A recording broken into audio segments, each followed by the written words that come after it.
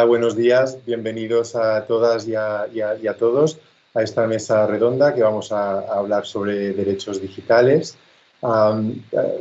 Bueno, a menudo con el uso de la tecnología, al principio, cuando llegó la tecnología a los teléfonos móviles, más o menos al año 10, no teníamos mucha conciencia de cuáles eran nuestros derechos, nos limitábamos quizá como ciudadanos a los servicios y a tener unos servicios, pero a medida que han ido pasando los años, ha crecido la preocupación por lo que pasa con nuestros datos y bueno, cada vez somos conscientes más de los derechos que tenemos y en ese sentido Europa lidera un poco el debate de la ética, ¿no? de los derechos digitales y del activismo. Bueno, yo soy Jordi Puello, soy periodista del diario El País, voy a moderar esta sesión y os voy a presentar los ponentes que tenemos hoy con nosotros. Tenemos a Judith Membrives, abajo a la izquierda. Judith es defensora de la equidad digital, la soberanía tecnológica y la justicia algorítmica en la FEDE.cat. Es una federación que aúna 125 organizaciones. Tenemos con nosotros también, arriba a la izquierda, a Rodolfo Tesone, es fundador y presidente de Enatic Abogacía Digital. También cabe destacar que es miembro del grupo de expertos del Gobierno para la redacción de la Carta de los Derechos Digitales en España. Tenemos también arriba a la derecha a Lorena Jaume Palagi, es fundadora y directora del Ethical Tech Society, cofundó también la ONG Algorithm Watch y entre otros cargos también ha colaborado con el Gobierno como integrante del Consejo de Sabios sobre Inteligencia Artificial y Big Data. Y también tenemos a Rubén Cánovas. Rubén es ingeniero y experto en Smart Cities y es el director de la unidad de Gobierno Digital de NTT Data. ¿Vale? Bienvenidos a todos a la mesa redonda. Yo voy a empezar con una pregunta así genérica y me voy a dirigir a Judith, que quizá representa más el activismo desde el punto de vista de la ciudadanía. Se comenta muchas veces que de alguna manera se culpa a los ciudadanos de no tener suficientes conocimientos sobre sus derechos digitales, ¿no? ¿Qué opinas de esto? Bueno, buenos días a todas. ¿Me escucháis bien? Sí, vale. Primero disculparme si en algún momento estornudo porque llevo un catarrazo importante, entonces intentaré estar muteada cuando no hable, pero si se me escapa un estornudo hablando, lo siento por los que lleváis casco. Vale, yo estoy aquí en representación de la FEDE, que es la Federación de Organizaciones de Justicia Global, lo que antes eran las organizaciones de paz y cooperación. Y el primer punto es que aún estamos debatiendo internamente si estamos cómodas con el término derechos digitales o no, porque por un lado estamos de acuerdo en que hay una serie de derechos que se ejecutan y que se llevan a cabo en lo que sería el ámbito digital, aunque mi perfil de filósofa no hace que no me guste hablar en binarismos, pero bueno, vamos a hablar de entorno digital en este caso. Y por el otro lado, lo que creemos es que al final son los derechos humanos que ya tenemos consensuados entre todos aplicados en un entorno concreto, pero no se diferencian de cuando los aplicamos en otros entornos. Sí que quizá hay más especificidad en ciertos aspectos, pero el derecho a la no discriminación lo tenemos caminando por la calle o estando conectándonos en una red social. Por lo tanto, las organizaciones a las que represento estamos acabando de ver cómo nos posicionamos en ese término. En la pregunta específica que me haces, perdón, es que he escuchado algo, pero no sé. Vale, nada. Bueno, este argumento paternalista acerca de culpar a la propia ciudadanía de no conocer sus derechos o de no saber que tiene derecho a algo o que tiene deberes sobre algo, no es nunca la posición de las organizaciones del ámbito social. Al contrario, lo que queremos es empoderar a la ciudadanía para que entienda que es importante que se ponga en estos ámbitos y que conozca su derecho, pero nunca desde la culpabilidad o la acusación. Y ese es mi punto. No, yo no te escucho, no sé si el resto de compañeros te escucha. En ese sentido, quería preguntar a Rodolfo cómo ayudan iniciativas públicas como la Carta de Derechos Digitales de España para ayudar a que se conozcan estos derechos entre la ciudadanía. ¿Cómo lo ve? Bueno, la Carta de Derechos como tal en sí es un marco de referencia, es decir, es un primer estadio a partir del cual tiene que haber un compromiso a tres bandas. En primer lugar, un compromiso por parte del legislador, por parte del regulador en la Unión Europea, por supuesto aquí en España, pero también por parte de la administración autonómica o de la administración local, de que todo lo que se vaya a regular a partir de ahora que tenga algún tipo de relación directa o indirecta con ese entorno digital, con ese nuevo mundo digital, tenga en consideración el cumplimiento de toda esta carta, con lo cual es un elemento fundamental. En segundo lugar, tiene que haber un compromiso también por parte de los operadores de ese nuevo mundo digital, un compromiso también de cumplimiento, con una peculiaridad, y es que estamos en un tablero de juego global, de forma que si no tenemos una perspectiva de gobernanza global, por mucho que aquí, por ejemplo, en el Estado español, la soberanía recae sobre el Estado, estamos en una jurisdicción que solamente podemos regular lo que pasa aquí en España, el problema es que estamos a la vez interactuando con operadores que son de carácter global, que la gran mayoría están hacia un lado en Estados Unidos, son grandes operadores, lo que le venimos a llamar los grandes señores feudales digitales, porque en estos momentos son quienes tienen realmente la soberanía de los datos. La soberanía de los datos no recae en el ciudadano, no somos sujetos de derechos y obligaciones en ese nuevo entorno, sino que recae efectivamente en las grandes multinacionales. Y en el otro lado tenemos al modelo asiático, al modelo chino, donde pues, no se respetan los derechos fundamentales y se pone por encima del ciudadano, en este caso al Estado. Así que entre el modelo americano, donde se pone de alguna manera el protagonismo, el acento en la economía, en el liberalismo económico y en premiar a la empresa por encima del individuo, y el modelo chino, estamos en el modelo continental, en el modelo de la Unión Europea, donde efectivamente se entiende que hay que seguir de la revolución digital al ser humano, al individuo, respetando pues esos derechos y esas también hay que hablar de obligaciones que se desprenden en la propia Carta y que, por cierto, dentro de lo que es el marco de la Unión Europea ya se están desarrollando como tal por medio de muchas normativas que después comentaremos. Pero finalmente no debemos perder de vista que el protagonista de todo esto es el tercer nivel, que es el ciudadano en sí. En estos momentos el ciudadano no está siendo tratado como tal en el mundo digital. En estos momentos el ciudadano y sus datos están siendo utilizados más como mercancía, más como producto, mediante los cuales se está obteniendo beneficio y por lo tanto se está traficando con esos datos sin que nosotros estemos empoderados y sin que nosotros podamos realmente realizar un ejercicio de lo que son nuestros derechos y nuestras obligaciones. De ahí la importancia capital de la Carta, que como digo tiene que ser un marco de referencia para desarrollar todo ese ordenamiento jurídico.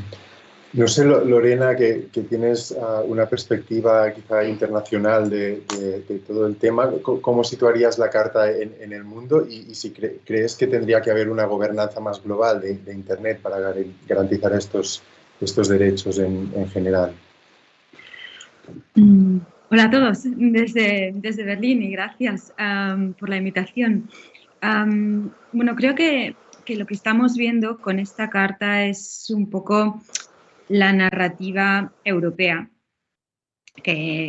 o sea, la Carta Española coincide con la narrativa europea, más bien de la Unión Europea, que de Europa en sí, que es una mirada muy occidental al tema y que bueno, pues que está precisamente intentando crear esa narrativa de que tenemos pues diferentes modelos, que los modelos americanos no tienen nada que ver con los europeos y que luego hay un modelo asiático.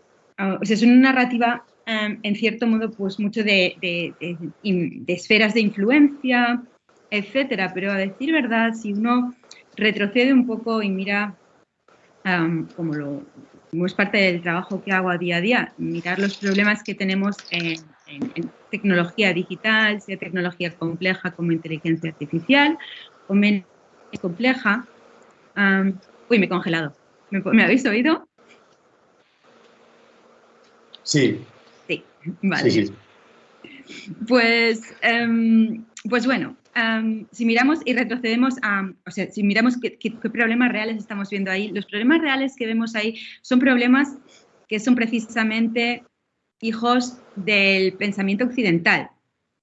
Son problemas derivados de un pensamiento muy antiguo y esto nos va a sorprender mucho en Europa porque no queremos oírlo, aunque llevan diciéndonoslo científicos desde hace como mínimo 60 años. Tiene mucho que ver con el pensamiento humanista.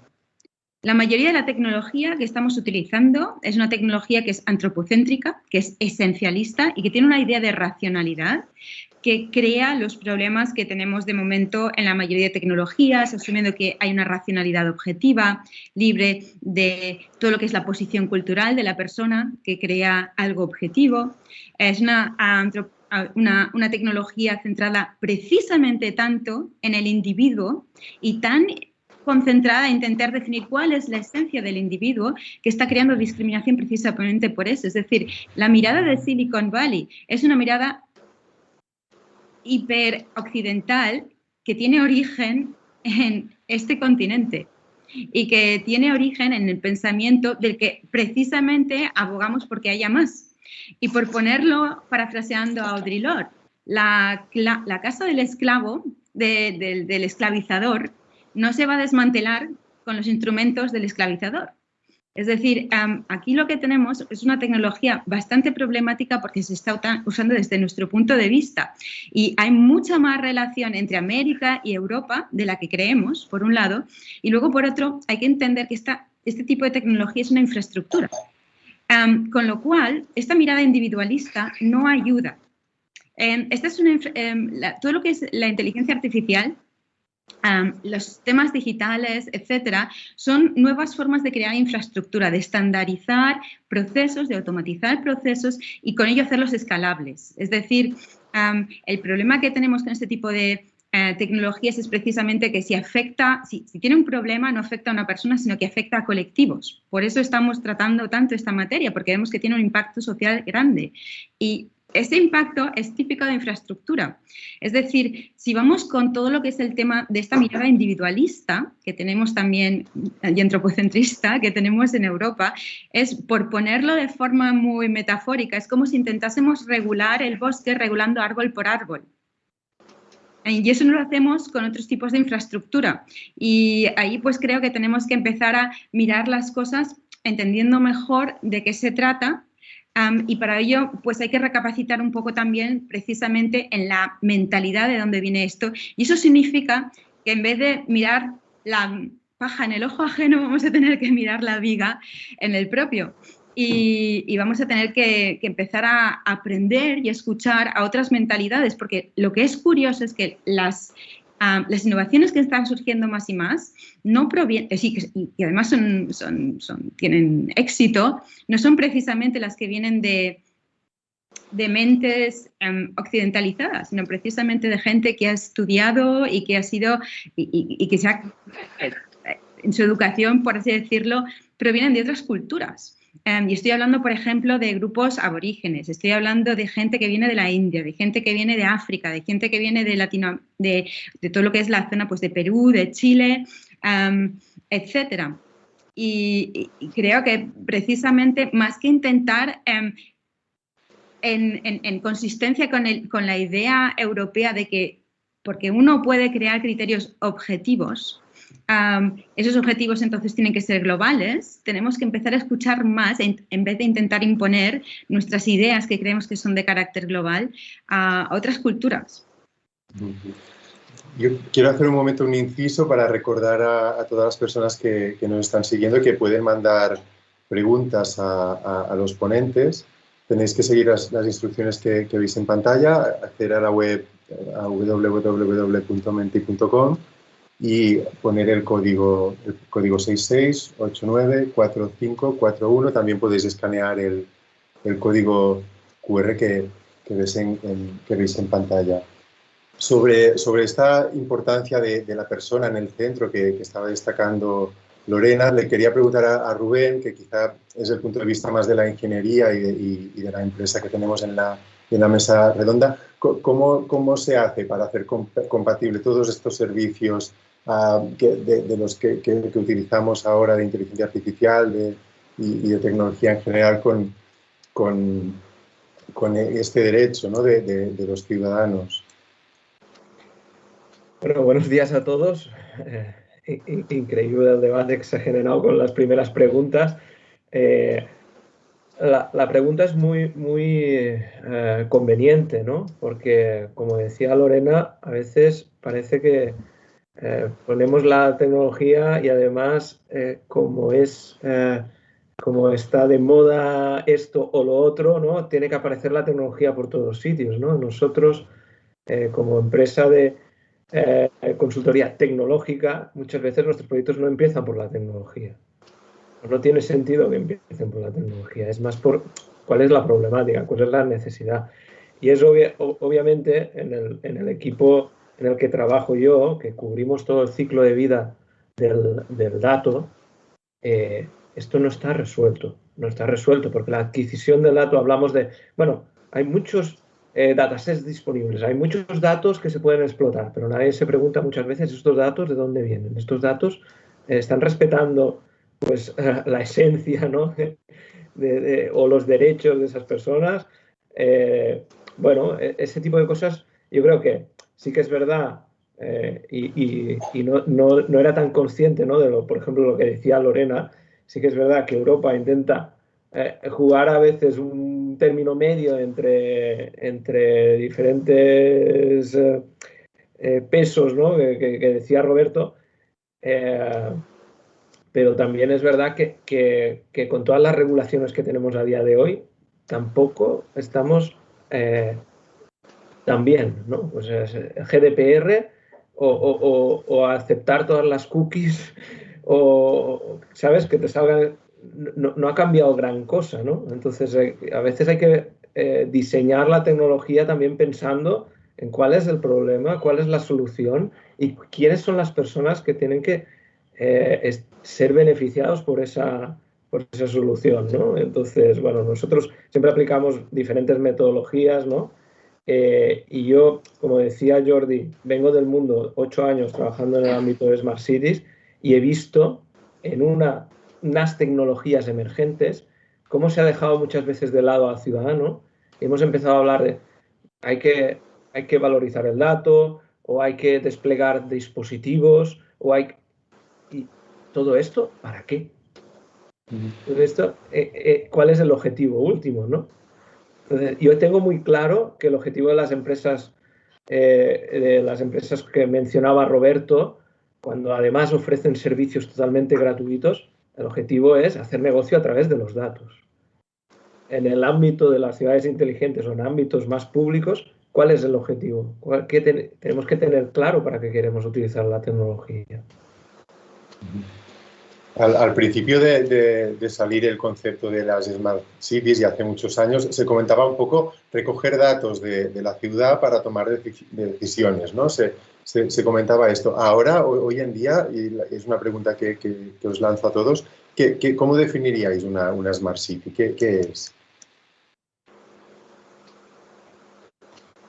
¿Quieres que empiece contestando yo? Sí, adelante. Es que hay muchas, o sea, es un concepto y además igual es casi semántico, es muy difícil de definir porque no es A, B, ¿vale? Depende del actor, ¿no?, en este ecosistema, que puede ser una Smart City, se define de una manera diferente. Yo intento aplicar la tecnología para mejorar la vida de los ciudadanos en las ciudades. Pero hay muchas definiciones. O sea, tú lo has dicho otra, ¿no? Eficientar los procesos internos urbanos. Claro, como cualquier administración quiere buscar eficiencia para proveer mejores servicios al ciudadano, etcétera, etcétera. No es fácil una única definición, ¿vale? Yo creo que la clave está en cuáles son los retos que tienen actualmente las zonas urbanas, y eso lo podemos ver en por ejemplo, el Green Deal europeo, ¿no? Y que las ciudades tienen que solventar retos muy importantes. Impacto medioambiental, cambio climático, etcétera, etcétera. ¿Cómo la tecnología puede ayudar a eso? Creo que es de donde está la clave. Me da igual cómo lo llamamos, ciudades digitales, ciudades inteligentes, etcétera, etcétera. Yo, si me permitís, le daría la vuelta al planteamiento y os devuelvo la pregunta. ¿Cabe pensar en ciudades inteligentes, en smart cities del futuro, sin cumplir con algo tan elemental como una carta de derechos digitales, como un ordenamiento jurídico? Evidentemente no. Y eso está pasando hoy. A día de hoy, pues hay grandes proyectos de ciudades inteligentes que, con las mejores intenciones, por supuesto, no tienen en cuenta algo que Rubén estaba comentando, y es que desde el inicio lo que se tiene que plantear es cuál es el propósito, cuál es el objetivo, y luego poner la capa de la plataforma tecnológica. Pues con los aspectos legales exactamente igual, es decir, tienen que hacerse desde el diseño, tienen que hacerse desde el origen, siempre y por defecto. Y lamentablemente lo que nosotros observamos es que los operadores, también la administración pública, pues deja este tipo de aspectos muchas veces de manera, complementaria o al final del proceso, ¿no? Ya viene siendo hora de que todos seamos conscientes de que la ley está para cumplir, no creo que nadie cuestione esos temas, y sin embargo pues no se está haciendo. Entonces, a mí hay un elemento fundamental, y es que estamos todos abocados en estos momentos en plena revolución. Nunca en la historia de la humanidad se habían producido una revolución industrial, vamos por la cuarta. Nunca se había producido el fenómeno migratorio más importante de toda la historia de la humanidad, donde más de 6.000 millones de personas en muy poco plazo de tiempo hemos migrado hacia el Far West, hacia ese nuevo entorno digital desregulado. No hay ningún tipo de regulación global, sí que la hay estatal, pero no global, lo cual equivale prácticamente a decir que no la hay, y donde además se está produciendo una conquista de ese ciberespacio con un elemento fundamental. A mí permitidme que lo plantee desde la perspectiva legal o jurídica, y es que hay un aumento exponencial de las relaciones personales. Allá donde hay relaciones personales hay relaciones jurídicas, y allá donde hay relaciones jurídicas hay conflictos jurídicos. Los conflictos jurídicos están multiplicándose de manera absolutamente exponencial, sin que en este caso el ciudadano, sin que en este caso el afectado se pueda defender. No tiene derecho de defensa, no tiene derecho a una tutela judicial efectiva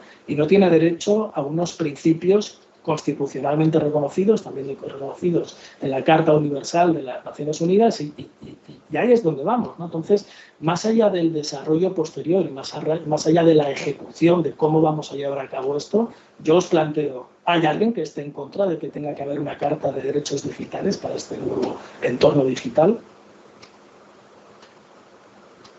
Lorena, adelante. Sí, yo estoy en contra. Hay debate, hay debate. ¿Por qué? Primero, porque lo que hay que entender un poco también en este debate, o sea, claro que lo que Rodolfo aduce, que tenemos un problema de cumplimiento de la ley, es un tema, pero temas de cumplimiento de la ley no tienen nada que ver con la regulación, sino cómo se implementa y qué medidas y qué tipo de interpretación también tenemos, ¿no? De lo que, o sea, una ley es un texto. Y la interpretación es lo que se hace de ese texto. Ahí empezamos, ¿no?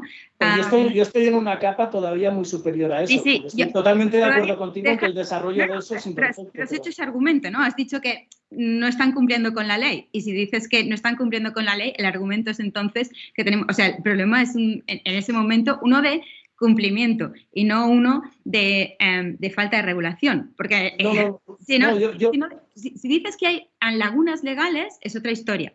De acuerdo, pero déjame acabar mi argumentación. Por un lado, es eso. Luego, todo lo que tiene que ver con todo eso que no existe una ley global. Bueno, pues hay académicos en Canadá que están estudiando todo lo que es las influencias de la cultura legal. Tenemos diferentes culturas legales. Tenemos las culturas legales anglosajonas, tenemos la cultura legal romano-germana, que es la que impera en este continente y que, por así decirlo, es la que es la que marca todo lo que es también la regulación a nivel de la Unión Europea, pero esta cultura legal es la más exportada al resto de los continentes, de los demás continentes, debido a nuestra colonización, a nuestro pasado colonial. Es decir, nuestra cultura legal es la base y con ello también el corsaje, con el corsaje normativo con el que muchas otras culturas tienen que operar. Y aparte de eso, nosotros como Unión Europea, con nuestras regulaciones, también lo que hacemos es imponer de cara afuera por motivos de operacionalidad económica, bien dicho, que no de derechos humanos, económica, imponemos nuestras regulaciones también. Todo lo que es los temas de protección de datos, pero también muchos otros temas, han tenido un gran impacto a nivel internacional. Y esto tampoco no lo podemos dejar debajo de la mesa como si no fuese algo real. Es decir, sí que hay una esfera de influencia legal extremadamente europea. Mientras los Estados Unidos y otros países están creando tecnología de forma mucho más visible, lo cual no quiere decir que no estemos creando tecnología aquí como jugadores de gran tamaño, pero que no son conocidos en el mundo real, que ese tipo de compañías que no se conocen, pero que están y que son la base de muchas otras tecnologías que están siendo utilizadas también aquí en Europa y que además esas compañías son europeas, de esas no hablamos, pero sí que existen. Estoy hablando de SAP, estoy hablando también de otras compañías de las que casi nunca mencionamos cuando hablamos de Google, Facebook, etcétera. Tampoco hablamos de las compañías de carácter militar o las compañías de carácter carcelario que estamos exportando nosotros, europeos, a otros países en los que comprobar cuán efectivas son este tipo de tecnologías y que provienen de Europa, más bien de la Unión Europea, no de Europa, sino de la Unión Europea. O sea, todo este tipo de narrativa de que tenemos unas empresas terribles allí en Estados Unidos y nuestras empresas son todas perfectas, me parece que tenemos que tener cautela porque estamos exportando mucha tecnología nociva y de opresión para otros continentes. Nuestras empresas cuya ley, y nuestra ley permite eso, pero bueno, aparte de ese inciso, sí que tenemos una esfera de influencia legal muy grande aquí dentro de la Unión Europea de cara a otros continentes, y el hecho de que creemos una ley global no implica que la interpretación de esa ley vaya a ser homogénea, que es lo que estamos viendo ya con el tema, por ejemplo, de los derechos humanos, que se puede interpretar dependiendo de cada país de forma muy diferente. Eso por un lado. Luego, todo lo que tiene que ver con el tema de la infraestructura digital, una vez más, repetir derechos fundamentales no provee más protección, sino más confusión desde el punto de vista legal. Segundo, estamos tratando de un tema infraestructural. Es decir, ahí lo que hace falta son acercamientos más colectivistas. Ese es el problema de temas de infraestructura. Cuando uno quiere regular una carretera, claro que los derechos fundamentales son importantes, pero también tenemos regulación adicional que tiene una mirada mucho más arquitectónica porque una carretera es un tema sistemático, es un tema de poder. Y ese es el punto también de una Smart City. Una Smart City es una medida de diseño de una determinada sociedad. Es un tema de poder. De eso estamos hablando de poder mediante la infraestructura. Es un tema extremadamente político. Eso ya lo aprendimos en los años 60, cuando Foucault y cuando la generación del 68 empezaron a salir a las calles para protestar la forma en que se estaba haciendo infraestructura y con ello creando aún más desigualdades sociales. Ya a principios del siglo XX, los ingenieros estaban diciendo que ellos con su creación de infraestructura iban a hacer política apolítica, porque eran conscientes de que cuando creaban infraestructura estaban decidiendo qué tipo de accesibilidad y qué tipo de movilidad y qué tipo de acceso al interés público se tiene y qué tipo de acceso no se tiene. Y con este tipo de infraestructura a la Smart City estamos hablando precisamente de eso. ¿Qué se va a datificar? ¿Qué no se va a datificar? ¿Con qué formato? ¿A quién se está olvidando? Y eso medidas que tienen un impacto para todos. Y bueno, ahí en este sentido, cuando empezamos a hablar de infraestructura, lo que vamos a necesitar no son más derechos individuales que ya tenemos, porque ahí somos muy sofisticados, porque es precisamente eso lo que sabemos hacer. En la Unión Europea, el foco en el individuo y el foco en los derechos fundamentales es muy sofisticado, ya tenemos mucho. Lo que no tenemos son, o lo que está desarrollado de forma muy incipiente, y de ahí hay muchos juristas de derecho constitucional y muchas juristas de derecho feminista que llevan diciéndolo ya desde hace más de 40 años. Lo que necesitamos son temas de protección de intereses públicos, por así decirlo, derechos sociales. Son temas como el medio ambiente, que ahí, por ejemplo, con temas individuales no vamos a tratar el tema del medio ambiente, pero también son temas de discriminación, que son temas estructurales, que sí que tienen una consecuencia a nivel individual, pero se trata de discriminación de colectivos. Y ahí lo que necesitamos es también entender pues, que también hay una capa más de problemas sociales, como lo que es el tema de la cohesión social o el tema de la pluralidad, el tema de la seguridad, el tema de todo lo que es cultural. O sea, hay muchas otras capas que van más allá de la suma de los intereses de todos los individuos, porque una sociedad sí que tiene individuos, pero también tiene cosas que van más allá de eso. Las sociedades no se pueden definir simplemente desde un punto individualista, y eso es precisamente lo que estamos viendo con este tipo de tecnología, que tratando esto de forma individualista no vamos a poder entender temas como la discriminación, temas como la cohesión social, temas como todo lo que es el impacto medioambiental, y hay que pensar pues precisamente en todo lo que es la dimensión social y colectiva de sociedades, que es por así decirlo, los deberes que las democracias tienen ya desde el principio y que ha sido atacado y aludido por filósofos como Philippa Foot, por expertos y filósofos como Aníbal Quijano, como Sylvia Wynter, como Enrique Dussel, como Ivan Illich, como Bell Hooks, hasta Octavia Butler ha estado hablando de esto. Hay una cantidad increíble de expertos en historia, en sociología, en filosofía, que llevan diciendo precisamente que nuestras sociedades hiperindividualistas son incapaces de entender que una sociedad es más que la suma de sus individuos.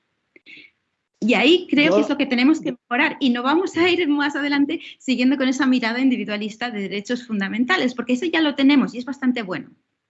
Bueno, yo la Carta de Derechos Digitales contempla perfectamente artículos 19 y 20, derechos digitales en el mundo laboral, derechos digitales en el mundo empresarial, artículos tengo aquí 22 y siguientes, derechos en colectivos vulnerables, derechos para menores, es decir, no solo desde un punto de vista individual, ni muchísimo menos, se tienen en cuenta todas las perspectivas sociales, también están incluidos en la propia Carta, porque de alguna manera lo que se ha hecho ha sido un trabajo de traslación, de recodificación, si se me permite, de lo que han sido una serie de principios y derechos ya constitucionalmente contemplados, y lo que se ha hecho ha sido actualizarlos para meterlos dentro del entorno digital. De todas formas, en cuanto al primer punto de partida, yo aludía 1789, la Carta de Derechos de Derechos Humanos y de la Ciudadanía.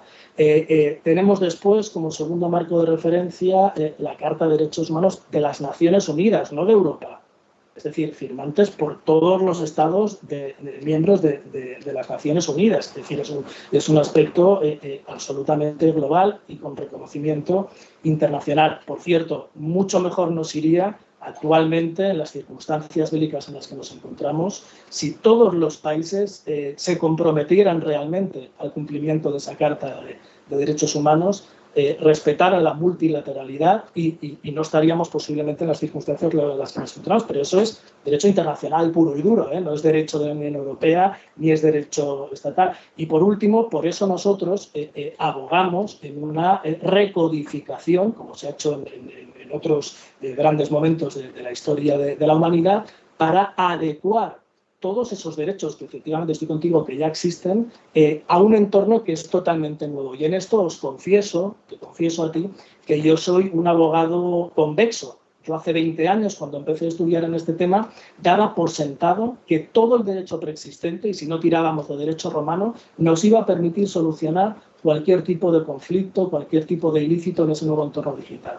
20 años después de haber estudiado muchísimo, de haber pasado por 1000 proyectos, me he pasado al lado radicalmente contrario. Estoy convencido que hay lagunas desde un punto de vista regulatorio que no están contempladas, que voy a hablar de criptoactivos, voy a hablar de metaversos, voy a hablar de muchísimas cosas que con la regulación actual no es suficiente ni mucho menos. Entonces, de ahí el punto de partida. Yo creo que para estar en un entorno seguro, lo que no se puede hacer es mirar solamente la empresa o mirar solamente el Estado, modelo chino, y aquí hay que defender y exportar, porque es nuestro principal elemento de diferencia competitiva en ese entorno de competencia desleal que se está produciendo en el sector de la energía, que se está produciendo en el sector laboral, que se está produciendo, como estamos viendo, con la situación que estamos viendo en Ucrania, y por lo tanto esos escenarios de competencia desleal global, donde uno somos buenos e intentamos cumplir, yo no digo que lo consigamos, pero intentamos cumplir dentro de un marco de referencia, pero otros no, yo creo que es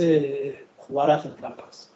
Antes de dar paso a Judith, que ha pedido paso, os recuerdo que podéis mandar preguntas, ¿vale? a la página web menti.com. ¿Vale? Vamos a ver ahora el código aquí en pantalla.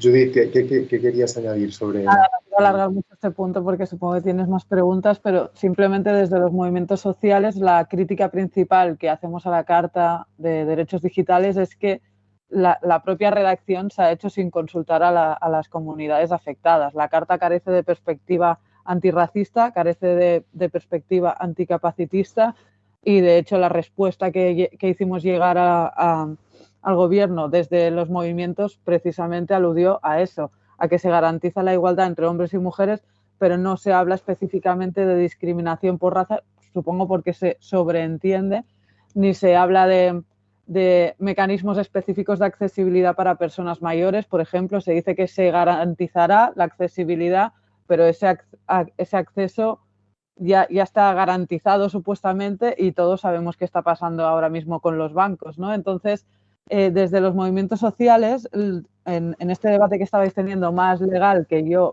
poco puedo aportar porque no provengo de la filosofía del derecho, lo que echamos de menos es precisamente que a la hora de elaborar políticas públicas, en esa identificación del problema que comentaba Rubén, que yo en mi pasado fui diseñadora UX y conozco bastante toda la parte de investigación centrada en el usuario, precisamente la crítica a esa perspectiva es siempre que quien define el problema solemos ser los diseñadores o, en este caso, los políticos que definen, pues que tienen una estancia de poder jerárquica que está por encima y definen qué es el problema. A lo mejor tenemos que poner a la ciudadanía antes en esa definición del problema, en esa definición de, pues, ¿qué es una Smart City? Preguntaba Jordi, no sé, preguntemos a la gente de la ciudad qué es lo que le gustaría que fuera su Smart City. Posiblemente yo, que no vivo en Barcelona, para mí será otra cosa que para la gente de Barcelona, y no me gustaría que los mecanismos que se establecen en Barcelona para decidir cómo es esa futura ciudad digital sean las que se aplican en mi pueblo, que a nivel, por ejemplo, de infraestructuras de transporte, pues estamos a años luz de lo que es Barcelona, ¿no?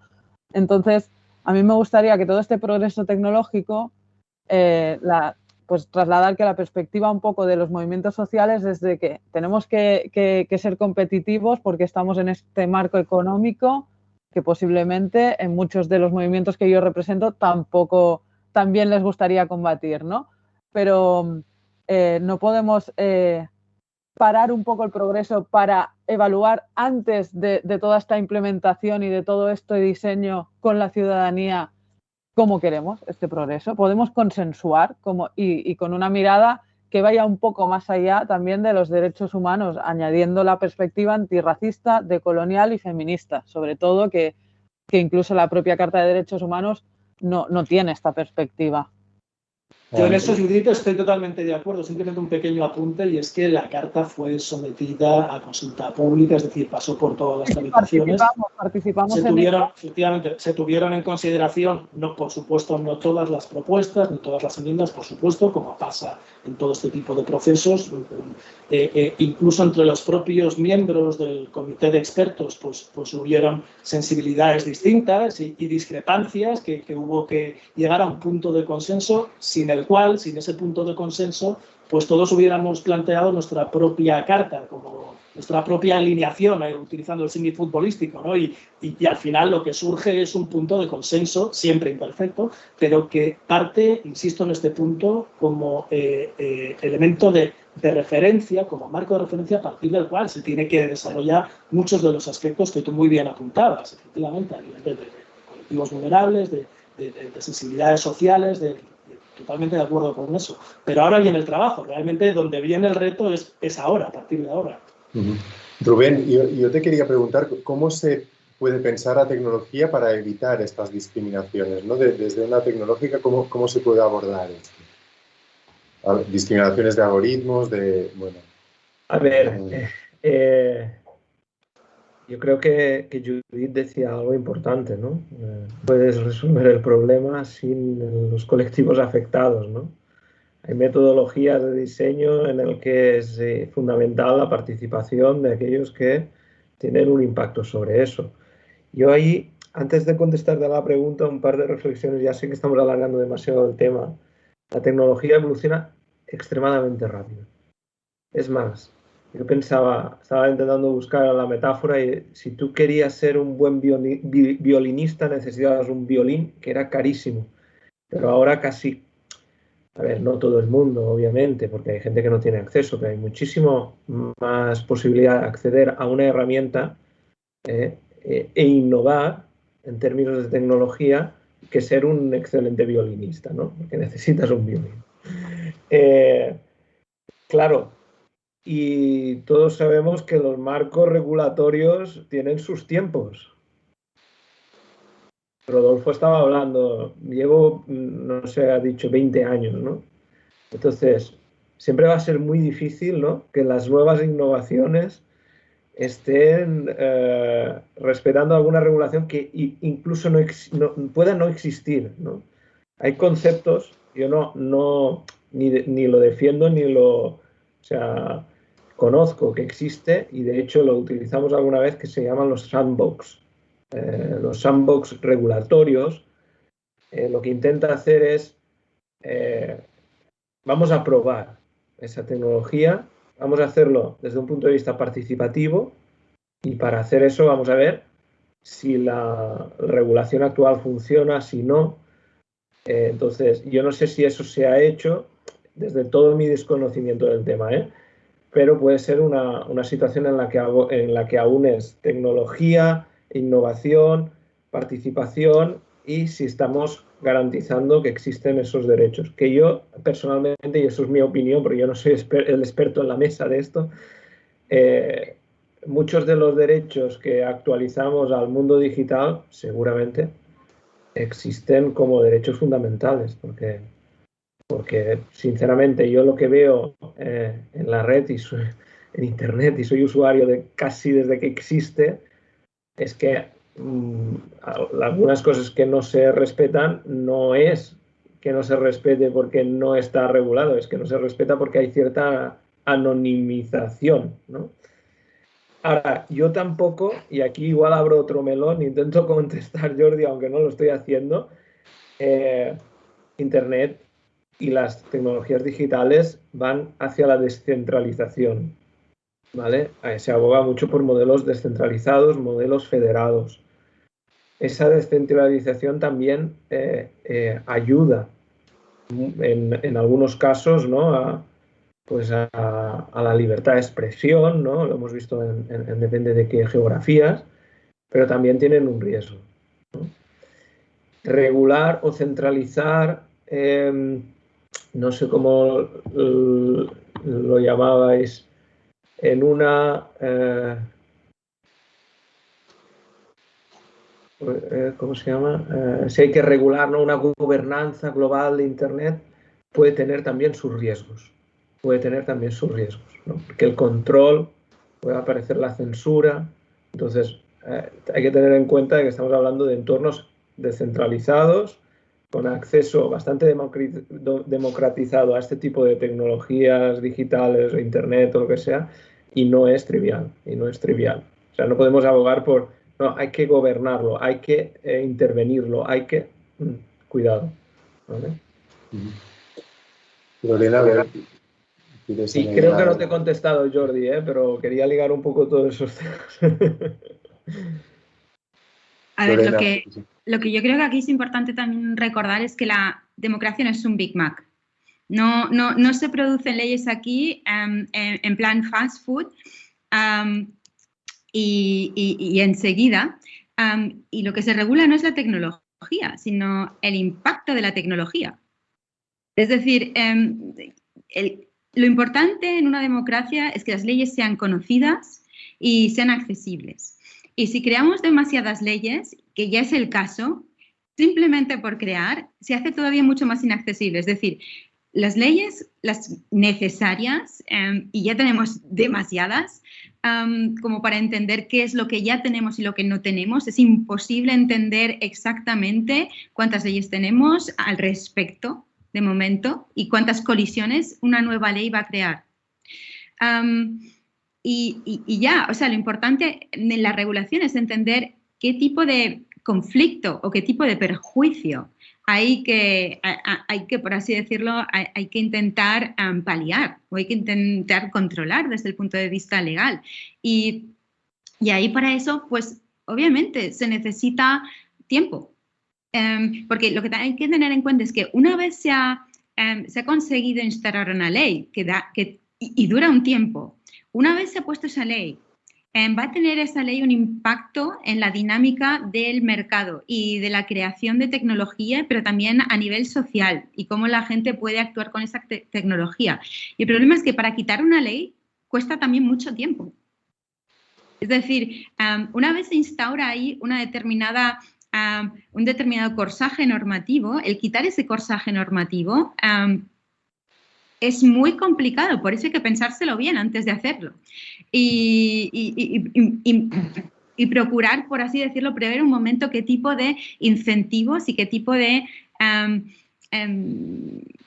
motivación uno quiere plantar en esa ley, porque con ello se va a influir en el transcurso de una sociedad, que no es nada, no es trivial. Por otro lado, cuando estamos hablando de regular a nivel internacional, creo que es importante también tener en cuenta que a nivel internacional lo que se pueden hacer es crear determinados principios, etcétera, pero de nuevo, una vez más, cómo se interpreta en cada país es cuestión de ese país. Y ahí este tipo de implementación dentro de lo que es la soberanía de ese país, pues es difícil de intervenir a nivel internacional. Con lo cual, tal vez nos creamos esa ilusión de que, sí, todos los países del mundo han convenido en adoptar los derechos fundamentales.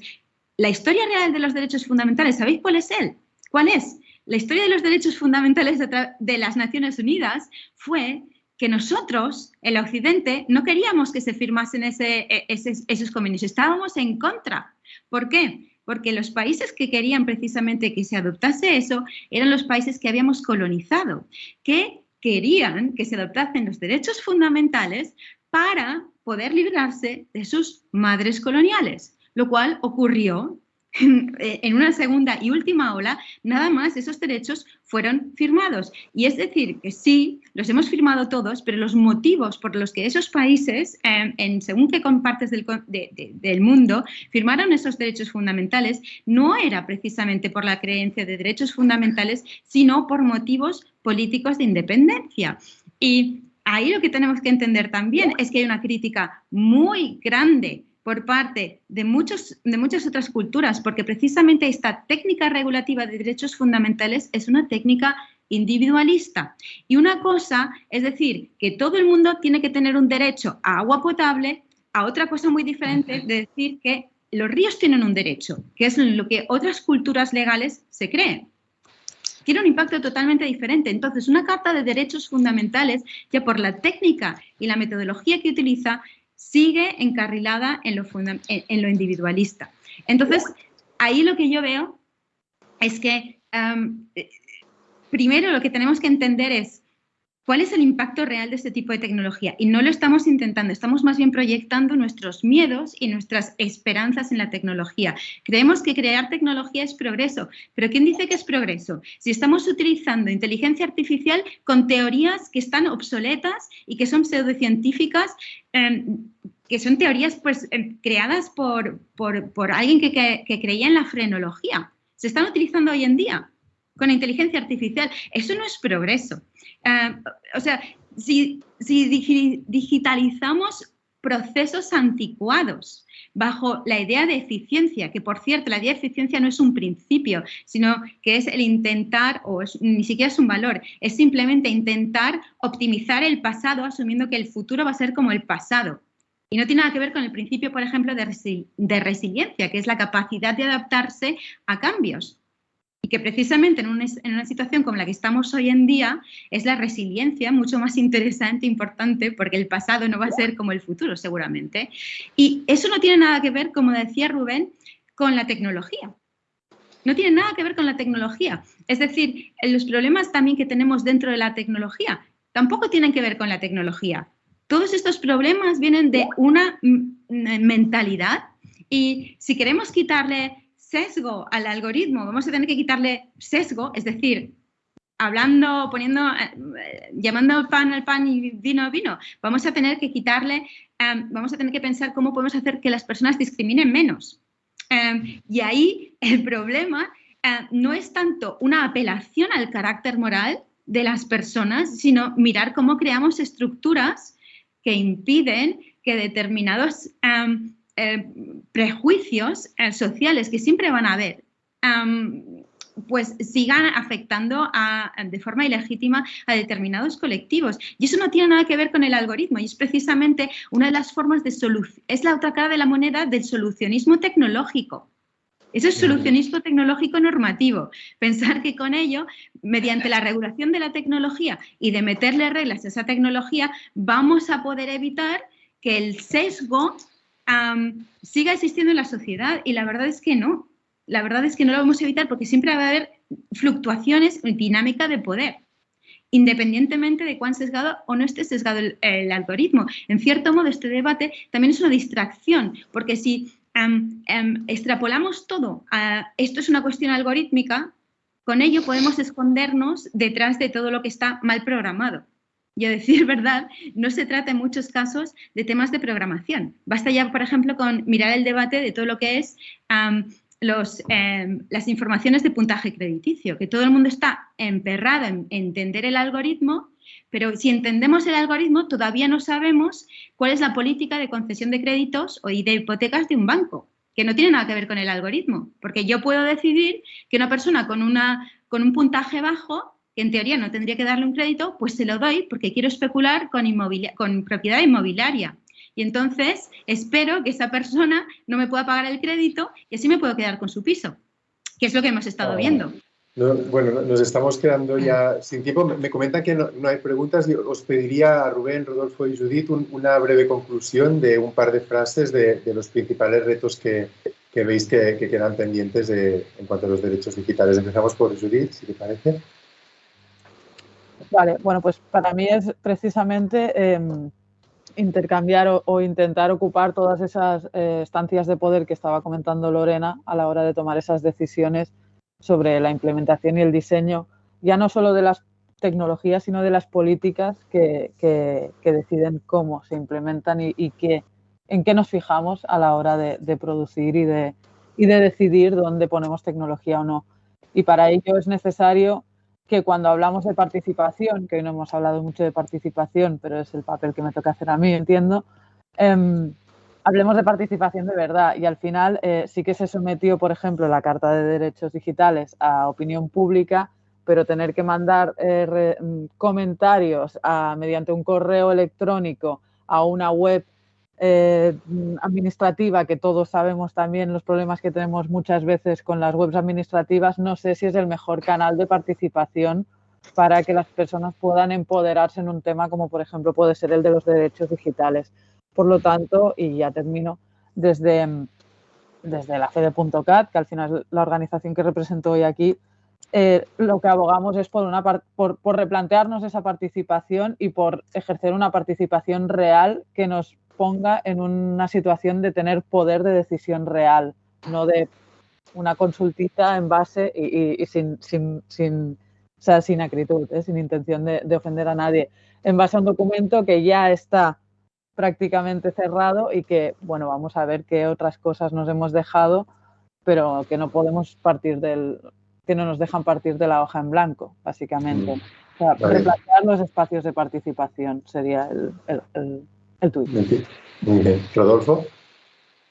Bueno, yo simplemente lanzar la reflexión, y es, estamos donde estamos en el siglo XXI, en civilización efectivamente occidental, y yo creo que en este nuevo territorio, en este nuevo ciberespacio, donde, insisto, 6.500 millones de personas estamos cada vez dedicando más tiempo de nuestras vidas a vivir digital, tenemos que decidir entre que eso sea el Far West o volver al sistema feudal o a la Edad Media, o intentar mejorar mediante un ordenamiento jurídico, un sistema democrático, con una serie de normas, y partiendo en este caso de una serie de aspectos de derechos y principios fundamentales. De ahí puede ser esta carta con algún pequeño matiz, hay otras muchas cartas a nivel internacional, con lo cual ese es el primer eslabón.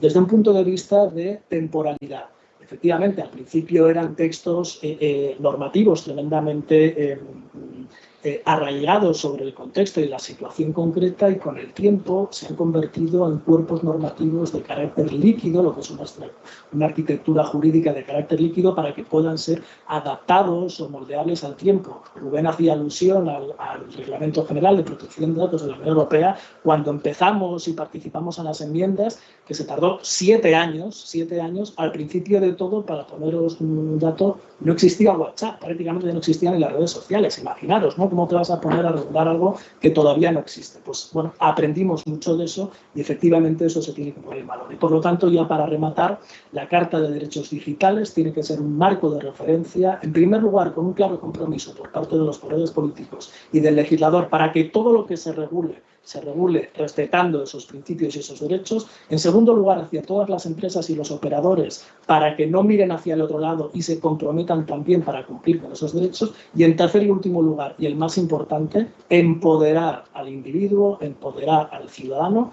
para que sea consciente de que es sujeto de derechos, de obligaciones, y que le asisten unos principios. No somos mercancía, no somos tráfico, y con nuestros datos y con nuestra vida digital no se puede hacer a las empresas o a las multinacionales lo que les dé la gana. A ver, cerramos con la conclusión de Rubén. Un segundo, que quitaba el mute, y yo quería poner un ejemplo también de alguna reflexión que escuchaba de Lorena. Se hizo con inteligencia artificial, ¿no? Se intentó montar una inteligencia artificial basado en las opiniones de las redes sociales, ¿no? Que esa persona aprendiera y que tomara posición respecto a ciertos temas. Resultó que esa inteligencia artificial se volvió racista. Pero no se volvió racista porque, como se había programado el algoritmo, había que ponerle puertas al campo y decirle no puedes decir depende de qué cosas. Se volvió racista porque el entorno lo era, porque las opiniones que hay en la sociedad y en los comentarios eran racistas, ¿no? Entonces, yo siempre pongo un ejemplo, y me voy a la antigüedad, de las tecnologías que se aplican en las ciudades. Los etruscos fueron los primeros que aplicaron la tecnología del agua para el saneamiento de las ciudades, para que todos pudieran vivir y no morir, ¿no? Porque podía morir el más rico, el más pobre, cualquier colectivo, de una infección. Ahora tenemos un reto desde el punto de vista de la contaminación, y todo el aire lo respiramos, no se pueden poner puertas. Hace falta utilizar tecnologías para mejorar la calidad del aire. Igual que los etruscos hicieron con la calidad del agua. Entonces, también está aquí la clave, es si nuestro entorno no está alineado con los objetivos que tenemos como sociedad, esa tecnología se va a volver racista o esa tecnología no va a querer resolver el problema. Entonces, aquí hay trasfondo filosófico, ¿no? Aquí hay filósofos, yo no lo soy, pero aquí hay trasfondo filosófico y de objetivos de sociedad más allá de la propia tecnología. La tecnología es una herramienta que la tenemos que utilizar para tener un impacto positivo en los colectivos, las sociedades, etcétera, etcétera. Si no lo hacemos, obviamente la tecnología se puede utilizar para hacer el mal, como decía aquel, ¿no? Muy bien, pues muchas gracias a los cuatro. Podríamos continuando hablando del tema desde muchos distintos ángulos que tienen que ver con los derechos digitales, pero bueno, ya nos ha pasado la hora. Muchas gracias a todos y invitamos a todo el mundo a continuar siguiendo las conferencias y las actividades de la Mobile Week. Venga, un saludo. Gracias. Adiós.